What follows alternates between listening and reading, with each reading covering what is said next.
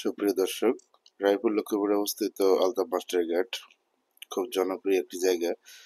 এটি দেখুন ভেঙে কি অবস্থা হয়ে গেছে, নদীর পাড়গুলা কিভাবে ভাঙতেছে দেখুন।